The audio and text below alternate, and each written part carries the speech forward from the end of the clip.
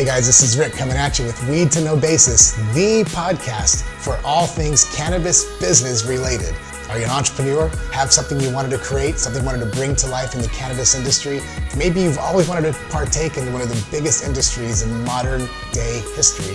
This is the podcast to listen to. We're on, folks, and I have a real cool guest here today. And whether you're listening to this as you're driving or walking along taking a stroll downtown, or you're watching this on YouTube, you're here for a specific reason. That's because you two you're on a weed to know basis. So today, I've got a really cool guest, and we always have really cool guests. You guys should know by now if you tune into our show that we don't. You're gonna brace yourself. We don't bring on chumps. We bring on some people who are making waves in the industry, and the people who you've got to listen to. So stay till the end, guys. This is going to be cool. Today, from Greenville, South Carolina, I have a good friend of mine. His name is Matt Williams, and in a second, I'm going to pass the mic over. But Matt is the founder of Vet Church. But a few things why that matters, because if you guys recall on Weed to Know, we did do an episode, I forget what number it is, but go back and we talked about cannabis and Christianity. And it's kind of segued because regardless of where you are at in the business, things happen. But Matt Williams, founder of Vet Church, the concept of what they do is guys, if I look down on reading notes, is offering hope to veterans, connecting veterans to support groups and individuals, and to promote big pharma alternatives. But something that Matt may not say, I'm about to say, is he spent 12 and a half years as United States Army chaplain. Matt, thank you for joining us today. Hey, you're welcome. Thanks, Rick, for having me. Nice. And thanks for all. If you're out there in the cannabis industry, it takes a lot of courage. It takes a lot of wisdom too, but wisdom without courage is nothing. And so one of the reasons when Rick asked me to come on today, I hope that by the end of this podcast, your courage is bolstered and you're stronger, because what y'all are doing in the cannabis industry is changing America. It's saving lives. I'm alive right now because of cannabis. And tell us that. Tell us how that. You've been very transparent, Matt. That's one of the things I love about your personality and who you are. Unpack that a little bit, if you don't mind, for us. Okay.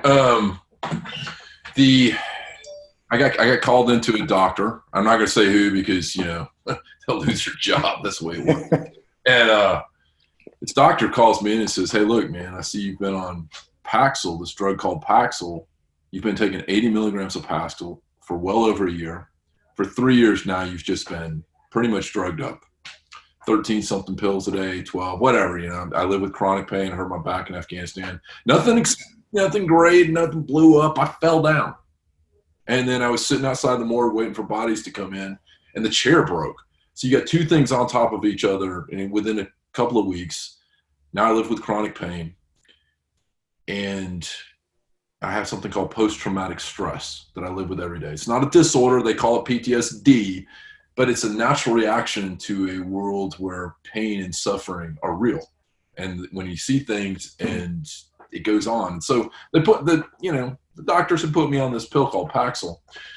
I was kind of a zombie. I would get on my motorcycle in places where I shouldn't have, but sort of safe. I'd drive 150 miles an hour. I was that guy driving crazy. And my friends said I was a zombie all the time. My family was kind of like, "Where are you going?" And I was sitting on the couch going nowhere.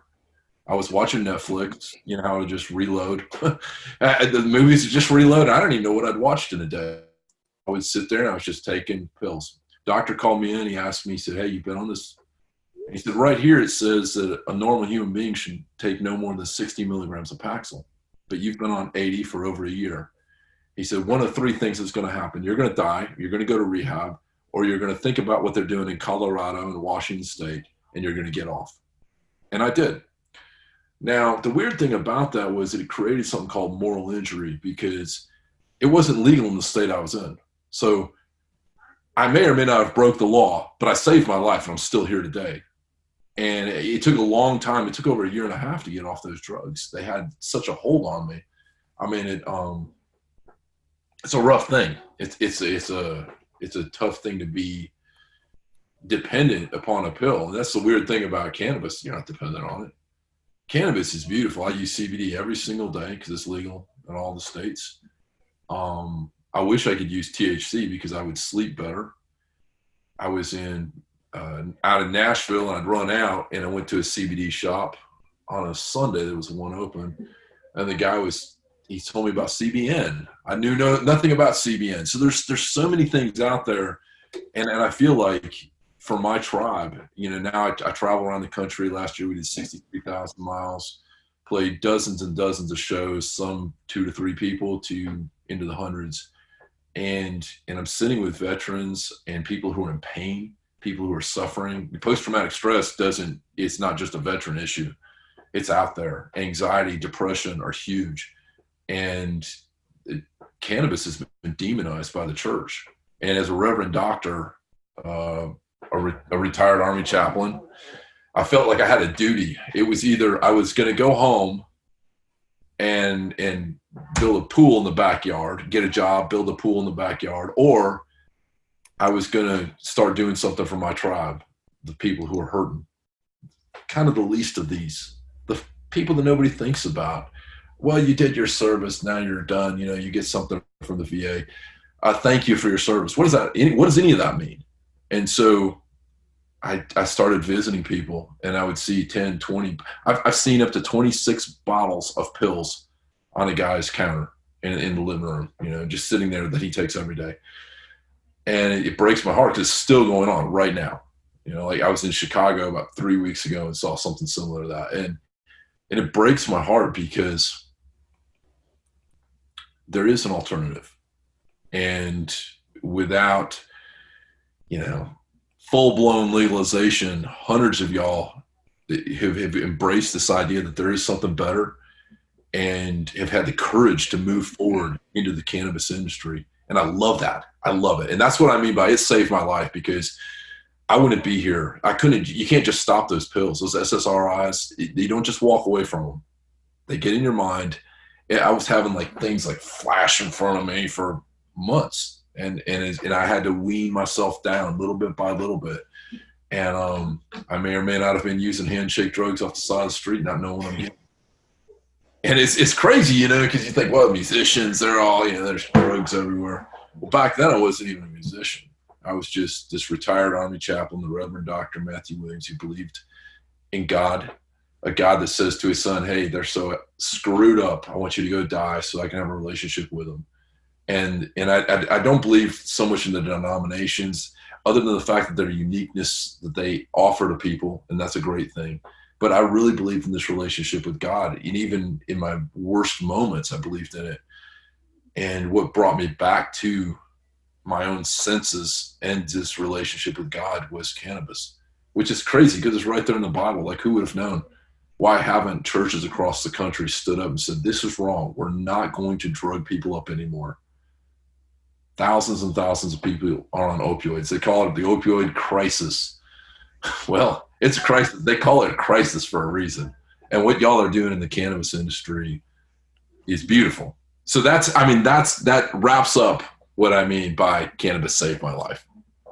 No, and that's your words are, Matt, I would say with love and respect that, you mentioned you guys doing things, but you're part of the you guys. I want to be. You are, and here's why I mentioned that. And here's why, for the folks who are listening or you're watching this, when you're thinking about cannabis entrepreneurship, I want you to open the lens up wider, because it doesn't have to be always about starting a business. It has to be really about taking your story. And that's something we talk about. It starts with your story, your noble cause, and building something that matters, that's going to help the greater good.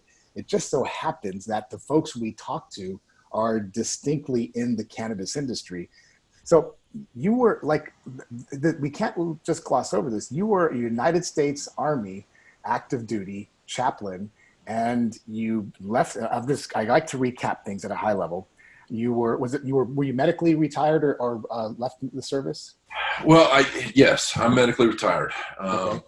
Thanks to some great person at the VA level, they tried to just send me out. I was in one of those wounded warrior transition unit type things in Fort Campbell, Kentucky. And a lady there said, "Oh, there's nothing wrong with you." I was already on pills. There was a lot wrong with me. So I had to get buddy statements. We went to the JAG officer, which is a lawyer for y'all out there that are not familiar with military terminology. And the lawyer sat down. I had to get people to back it up. My commander that I went to Afghanistan with actually had to write a letter and say, "No, Matt did this, this, and this." It was a nightmare. And I was a captain. And I thought to myself, if they're doing this to captains, they're doing this. Well, what do they do to a private or a sergeant or the young kids? And it broke my heart. It made me really angry. I was extremely angry. And that was, so I don't know if you can see my shirt on here. If y'all are looking at on the radio, just walking, I made these shirts with a skull, and the eyes are Iraq, Afghanistan, Vietnam's kind of the nose area, and then Korea's down below, because veterans from all of those countries have helped me start this thing up where I travel all over the country to sit with veterans and to talk about, hey, there's alternatives. And Rick, you're exactly right. To change something, you have to have something called creativity. And, it's like, hey, I just went and picked up something for my CPAP yesterday, and they're selling CBD in there. Well, that's a new twist. They got a little thing sitting over there selling CBD. But what about the education of CBD? What about all the people who are afraid? Well, because, I've been told that if I do that, I'm going to hell. That's a pretty scary thing. Somebody's got to address those kind of things. And I can't do it all. I'm working it as much as I can. But there's so many different venues, and creativity is at the heart of good industry and change. And so I really want to back up what you're saying, Rick, and say that creativity is at the heart of that. Y'all, don't be afraid to be creative. Don't be afraid to do things differently. If nobody else is doing it, maybe that's an opportunity. Yeah, no. And on that note, creativity, that's the beauty about that word, and what it means is that it means something. It could mean something very distinct to the individual. There's no definition. Creativity, if we're being really blunt about what you do, you shared with me that you have traveled across the U.S., basically spreading the goodness around what this plant can do for veterans, because you offer hope to veterans, and you do. Your message, when I heard you the first time, was impactful, but it's if I use the word simple, I know it's not, but through the word, through the message, and through music. And it's really a semblance of what a lot of folks are doing. Some folks do it through Instagram. Some folks do it through speaking engagements or through product curation and sales. We all create how we all have the opportunity to create how we make an impact. Yours is unique, and I would say it's about time. And I just love it. I write down a lot of notes, but I love what you said. Why haven't churches stood up and said no more? That's power. And so why haven't they? Why do you think you're a man of the cloth? Why haven't they? I really believe that we live in a day and an age where so many people are lacking the courage it takes to act upon the wisdom. And part of that's because of the burden of responsibility. Hey, I'd like to play you a song that answers it. See, there's 22 veterans every single day that have killed themselves. Until something like that is personal, it's hard to stand up in the face of the norm. It's hard to stand up in the face of, like, hey, you might lose your job, and say, this is wrong. This has to change. And that's what I'm doing because of the loss that's going on. I mean, you think about 22 individuals every single day since 2014 taking their own lives. They've come so far in business, the desperation that it leads to, well, I'm so unimportant. When I look in the mirror, I don't see somebody that I can believe in. And I would just wish this was over. Because death's coming to all of us. We're all going to die. What happened there? And it's really weird because, like, when I started using cannabis, and I, as the journey continued, I found out that indicas worked best for me. And indica with a little CBD. And the depths of despair, the jaws of the lion, just a little token, bam, I'm back. And it's weird because, like, there's responsibility there too. You don't take a token, get in your car and drive. Wrong answer. You don't just toke out and sit on the couch all day and just let the whole world move on by. Wrong answer. And so for my tribe, I have to walk around and talk about this stuff, because what I've found is nobody else in the clergy, like you said, I don't see any major denominations just standing up and saying, hey, we are 100% behind this legislature. Let's get this passed. You politicians have said that you're going to change the laws. Why haven't you? We're going to hold you accountable across the board. There is no accountability right now. And so I can't waste all my time wishing there was, or being that guy screaming on the side of the street. I'm not a madman. So I go see people and talk about what's real, because each individual can change. And I think that's where, that the folks listen to this podcast, every one of you can change. I mean, you can change yourselves. And I hope you have the courage to do it, because it takes a lot of courage. Yeah. Yeah, it does. And everybody who's listening, you all, as you're listening to Matt's story, and something is about to play, is really tap into that. You all have a story. You all have a reason why you're listening to this or watching this.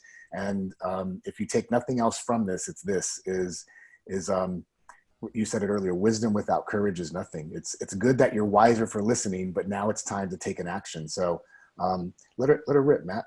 I'm excited.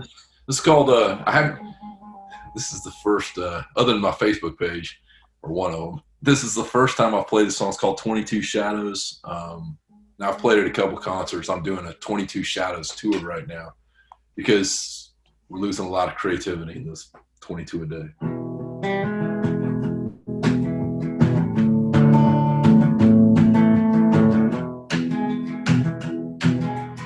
Ain't nobody wanna hear about the judgment. Ain't nobody wanna hear about the pain. Ain't nobody wanna hear about your Jesus. But the 22 that did it again. 22 shadows, I still see you. 22 shadows, drop the gun. 22 shadows since yesterday.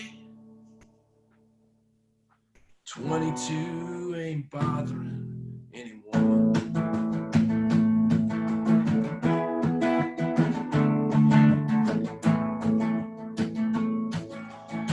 Ain't nobody wanna hear about your lover. Ain't nobody wanna hear how was your day. Ain't nobody wanna hear about Apollo tricks, or how they gonna fix the VA. 22 shadows, I still see you. 22 shadows, drop the gun. 22 shadows since yesterday. Those 22 ain't bothering anyone.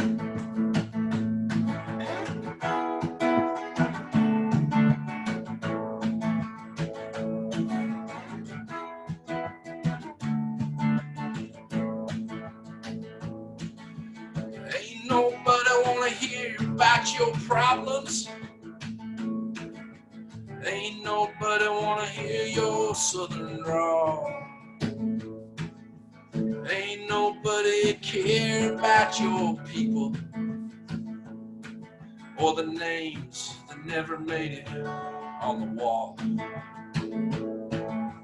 22 shadows, I still see you. 22 shadows, drop the gun. 22 shadows since yesterday. Those 22 ain't bothering anyone. That's awesome. That's power right there. And that is how you're impacting the industry, how you're impacting lives. It's not because you have a storefront or a great product or something. It's because you're moving hearts with your talent, with your gift. Well, and I think that's a ticket. That's a ticket to exactly what you're doing too, Rick. I mean, and every single one of y'all listening to us, that's the ticket. You take who you are, where you're at, and realize that you're special. Your story is sacred. You've got something to offer. And it may not be what the next person offers, and that's the beauty of it, is that it's not what the next person offers.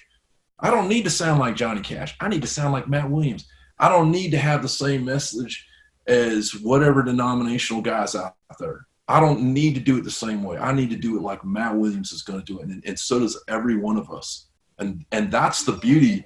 See, like, I really believe that this is kind of the beginning of the cannabis industry. So it's a revolution. It's taken back our lives. It's taken back our country, and it's taken back the freedom to choose what's right and wrong. And as we do this, it takes a lot of courage, but it also takes looking in the mirror and seeing the value of yourself and your story. And I think that's what you guys are doing. I really do believe that that's what We Need to Know is about. I believe that that's what you're doing with the industry. And we use the word industry, and sometimes we imagine like the car lines where they're assembling parts and they're out there in the fields. That's not exactly what we mean by industry.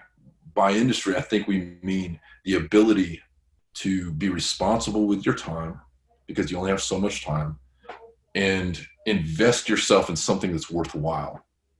And for all y'all listening, I applaud you. I salute you. I think that what you're doing is awesome, because it takes courage to do it. The banks haven't got behind you. The churches haven't got behind you. And the plastic industry and the wood industry and the metal industry haven't got behind you either. And certainly the pharmaceutical industry isn't behind you. But you stood in the face of all that and said, this is what's right. We are unique. We are a people that are strong, and we're going to do something right. And Rick, I love what you guys are doing. I really do. I love it. Matt, you're giving me I like to write down quotes. You're giving me a lot of really, these are good.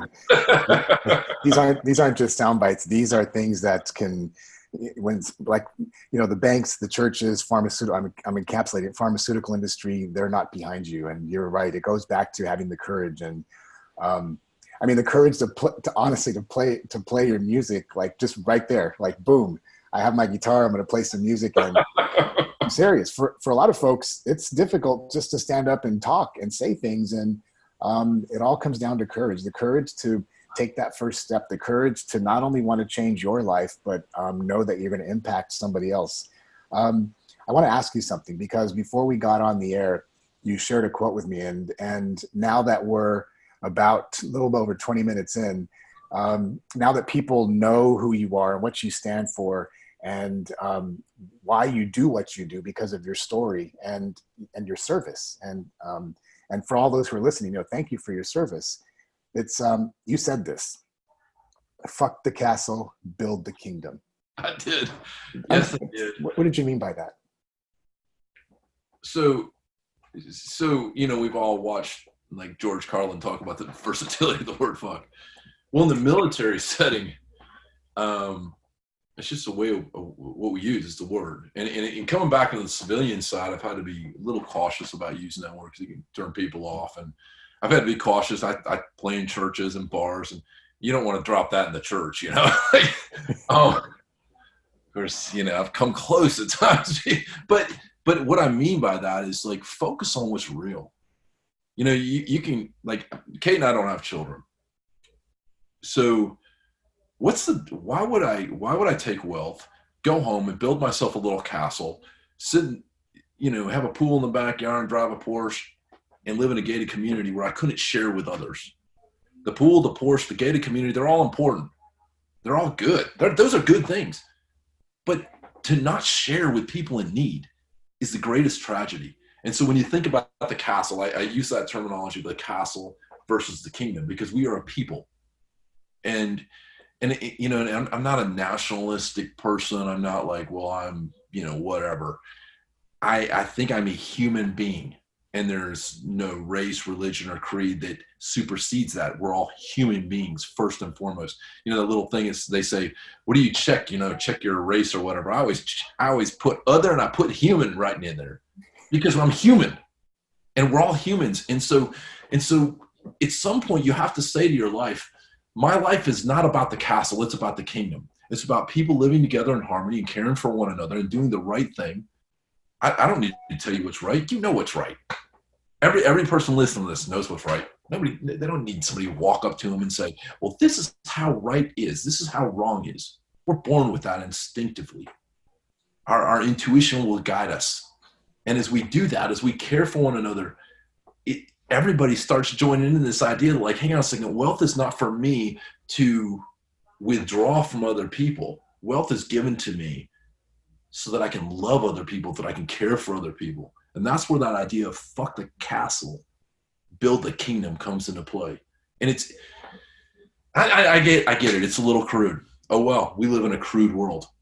And that's just the way it is. And, you know, I did ask you, I want to say that on the thing unless you know, I don't know which medium I'm on sometimes, but it's a real thing. And Rick, we live in an idea that, you know, that you're going to get wealth. If you work, you're going to get wealth. It's coming to you. You know, you were in the military too, I believe. Is that right? Yes, I was. Have you talked about that online or no? About my service? Yeah. A little bit, not too much. You were a nurse. If I looked at your bio that's public, you said you're a nurse. So they do something called mass cows. And a mass casualty is when there's one more person than we have the people to take care of. I think that's right. Am I right on that? Yeah, it's pretty okay. dang, that's essentially what it means. So let's take the exact same idea and let's apply it to where we're standing right here in an industry. When you have one more dollar than you need, that's wealth. So you can either take that wealth and you can go home and build the castle, or you can build a kingdom. You can build an empire. You can have, instead of just one store, you can have 40 stores. Instead of one contact, you have 40 more contacts. You can invest your life in such a manner that you will change the world around you. These phones that we have right now, all this technology that we're doing, 20 years ago, couldn't have done it, but now we can. And if you go to vetchurch.com, you'll see this whole following of people. I didn't spend a ton of money in there. I spent money in the gas tank to go sit with people because people mattered to me. And I wrote songs because songs mattered to me. And that's what helped my courage, helped me get up. It's scary. You're right. It's not easy to just sit up there and play a song. I've played at gas stations, parking lots, houses, house concerts. I'm playing all over the place because I think that the message supersedes me. I think it's the kingdom that's important. So that's power.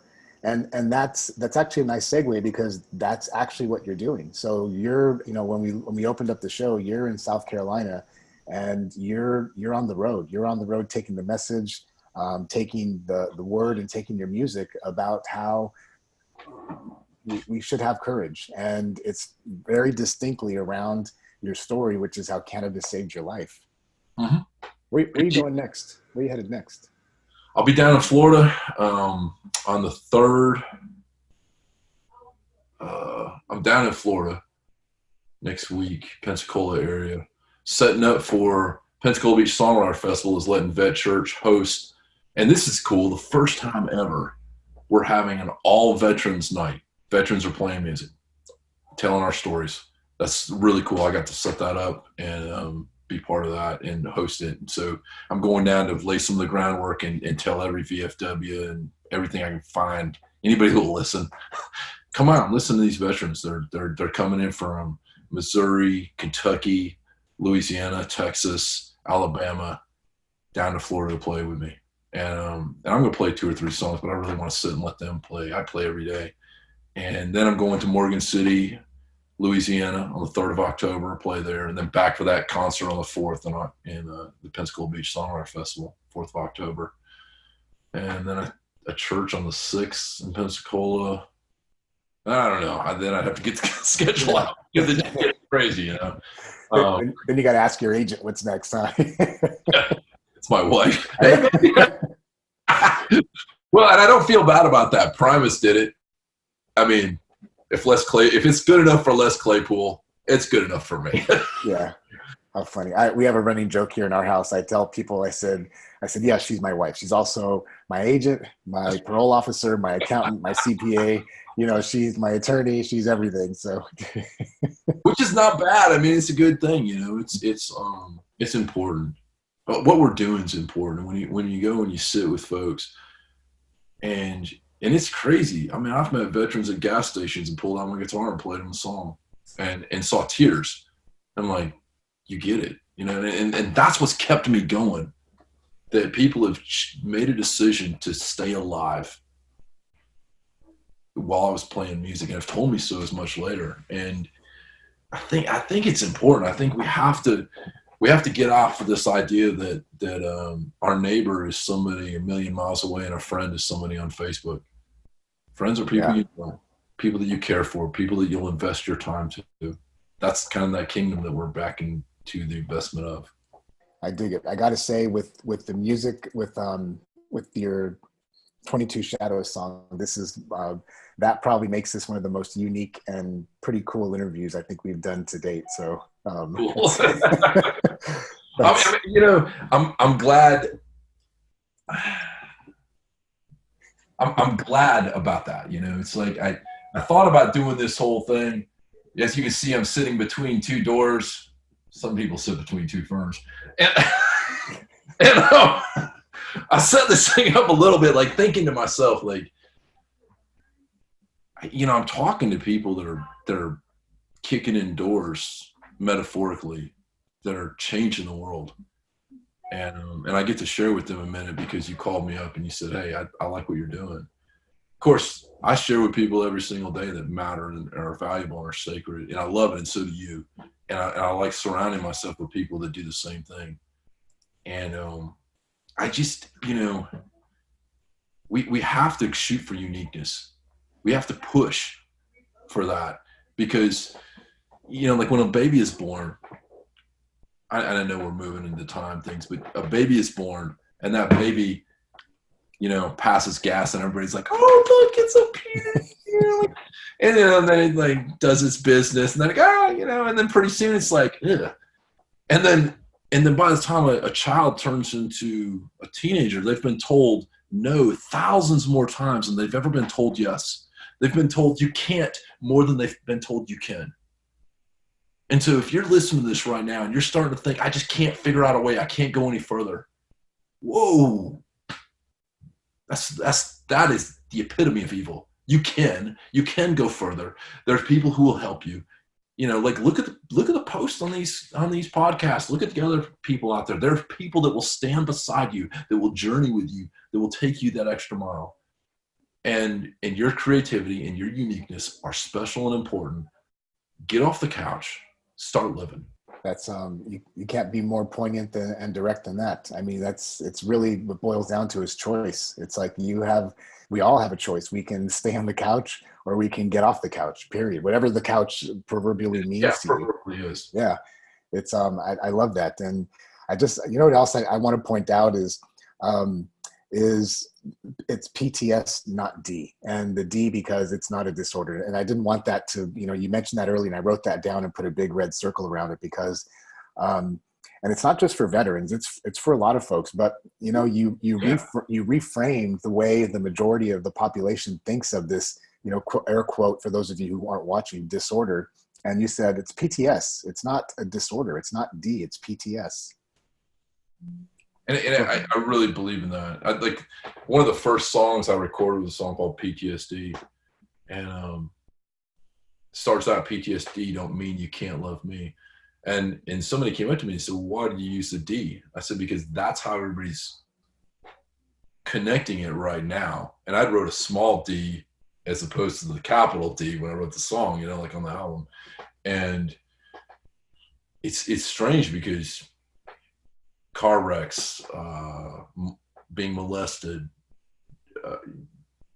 There's a million ways to get PTS and anxiety and depression, all of which, and moral injury, all of which the cannabis industry has recognized that within our makeup, there's these cannabinoid receptors. I mean, it's like built in, it's like, I can't believe this hasn't been pushed heavily by scientific minds, by religious figures, by leaders on every scale, because the body is all set up, and the cannabis industry has recognized, hey, there's these cannabinoid receptors, and what we have, this product, will help you out in every one of those situations. Now, it's great to go, like I remember going into a shop in Colorado for the first time a number of years back. And it was after that doctor talked to me, I was kind of freaked out a little bit. So I got on my motorcycle and drove to Colorado. I walked into the shop, and there was a chart on the wall that had like the human body standing there, and it had all these little things off to the side, like this will help you do this and this and this. And I was like, wow, somebody thought about that. Somebody took the time to write it all out. Somebody had the courage to produce that poster in a day and an age when, why can't we find hundreds of books on cannabis in the library? Oh, because they burned them. Interesting. So like, I find myself just blown away with the unique opportunity I've had, because, I don't ever tell anybody, just quit your drugs. That's, if the doctor's giving you that, there's a reason. Go sit down and talk with them. Talk to the doctor about getting off of that stuff. Now we have hundreds of doctors. I had my last panic attack. I went to a military facility because I have TRICARE, and it's the only place I can go in without having to wait forever and everything else. And I went in there, and I told the doctor that I have this little card in the state of Florida that lets me use medical marijuana. And I'm laughing a little bit about that because it's just marijuana. It's like, good night. They're just making money off it, And the doctor, an officer in the United States military, looked at me and said, why aren't you using your stuff? And I said, well, I was in Maryland, and I was driving back through, and I had the panic attack in Virginia. And by the time I got to North Carolina, it had stabilized a little bit. My wife was with me. I have panic attacks. This stuff happens to me. And I got to Florida before I could use anything. Well, it's 8 hours of driving. It's freaking out. And I spent the night in between. So I actually sat down, calmed myself down, and used some CBD, which helped out a little bit, but not as much as, good old blunt did. And the doc asked me, why aren't you using this? Well, doc, it's because I was in a state that says that I'm going to go to jail over that. We don't even have states recognizing the validity of other states. What's going on? So we have an opportunity to talk about a lot of things, and there's a lot of change. Weird thing about change, folks, is if you're listening to this and you're thinking, well, I need to change. A lot of times change requires movement. You may have to get up and leave where you're at. Yep. And you may have to sell a few things. You may have to cut the safety net. You may have to move. And I'm glad I moved because I'm alive. And I'm glad the other veterans around me are moving in a positive direction. And like I said, Vet Church we haven't just focused on veterans. There's been hundreds and hundreds of civilians that are part of it. And I think that what we're doing is really just come alongside of people and offering hope and encouragement. And the courage, to encourage is to give a little bit of your courage. I've got 2 words written on my chest in ink. One is the word wisdom here, and one is the word courage here. Because wisdom without courage is not wisdom at all. You have to have courage to act. And to encourage is to give just a little bit of your courage to another person. So I hope we all continue to encourage people. I hope when you're listening to this and you hear that song and you think about the way things are going, that you encourage people. I hope that you listen to what we're talking about here and act and move. And if it takes moving, move. Move. Yeah. Very good, Matt. This has been, as I'm listening to you and just kind of just soaking it all in and taking a bunch of notes. And I hope you all out there, if you're listening, if you're driving, of course, don't do this, but you're taking notes and taking some of this down, picking up what he's putting down. But, a lot of times I'll hear stuff or read things or be, whatever it is. And I'll be inspired, or sometimes it's very motivating. I got to say that what we've heard today it's this sandwich of both. It's both inspirational, what you share with us, and motivating. I mean, the things you said, it's courage and taking the steps, and that you may have to move, literally get up and do something. That's very cool. Where can people find you? Like on the internet, or where do you want? Is there an email address, a website? Where can folks? So it's vetchurch.com. Vetchurch.com. As simple as that. It's just as simple as that. My schedule for the next years, I've taken the calendar down right now. It'll be back up by December. There'll be a calendar up there for the next year. We got some big things going. I have an idea that in the year of 2020, I'm going to raise money. 50 helicopter blades is what I want. So you go look up what a helicopter blade costs. I want 50 of them. And we're going to do a moral injury conference in every state in the United States, because every single veteran and every single social worker and anybody who deals with post-traumatic stress or moral injury needs to have the accessibility to one of these conferences where they find out what they're actually dealing with. And so we're trying to build a team and we're not trying, I'm doing it. We're doing it right now. Vet Church is changing a little bit of the way that we're approaching our abilities and our options, and we're going for the moon, because think about what Walt Disney did. I mean, before Sleeping Beauty, nobody ever watched a full-length featured animated film. They said he couldn't do it. He did it. They said you couldn't build a theme park like Disney World. He did it. Yeah. You just gotta believe in yourself sometimes, and I do. And so join us, follow us on Vet Church. There's a Facebook, there's a podcast. It's not as cool as this. I'm learning about this. Just last week, I gave over control of the processing the podcast to somebody else. And I'm really excited about it. He's going to go back and remaster the podcast where we let veterans just talk, tell their story.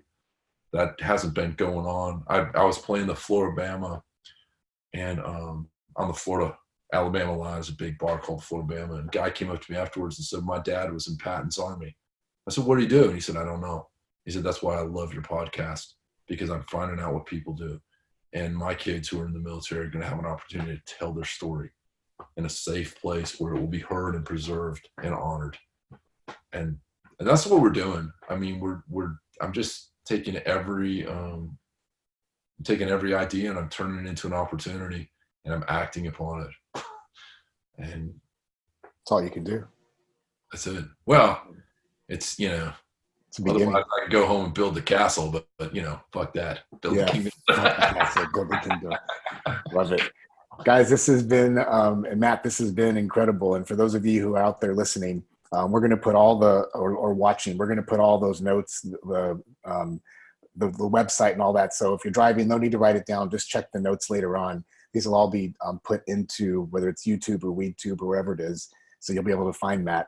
And also soon, we'll check back on the website, and you all can see where he's going to be playing his music and spreading the love, spreading the good, the word, the message, the music. And got to say, I love 22 Shadows. But look, as we begin to button this up, I just want to remind you all that what we do here, this is free. We do this to move the industry forward, to move the needle forward. And we bring perspectives in here that aren't just about how do I launch a business, but really the reasons why folks do what they do and do what we do in the industry and who we do it for. And that's really one of the fundamental foundational elements of what we do in the cannabis industry and what we talk about on the show. Matt, I really, really appreciate you giving us some of your time today on this, for at least here in Texas. It's a beautiful Texas day, and I really appreciate it. Thank you, Rick. It's an honor and a privilege it's always great to sit with like-minded individuals. And that's another thing. If you're sitting out there and you're alone, whoa, that'll tear you up quick. Get with people that are like-minded. Listen to the podcast. Go to the events. You have to move. You have to be with other people to move forward. Yeah. 63,000 miles last year. I was scared to go back and talk in churches. And I found that hey, there's a lot of people that really do believe in a God that's real, that believe in the cannabis industry. And I can give them some courage. Or I can give them a little bit. I can encourage them. There you go. And you guys are doing that. Thank you for having me. Cool. Matt, thanks so much. And y'all, as we wrap this up, I just want you to remember, if you're watching this, if you're listening to this while you're taking a walk or in the car, whatever it is, we appreciate your time and your attention. Share this, show some love, drop some comments. If you have any questions, put them down in the links. And remember, if you're part of this tribe, if you're watching or listening, it's because you too are on a Weed to Know basis. Y'all have an awesome rest of the day. Peace.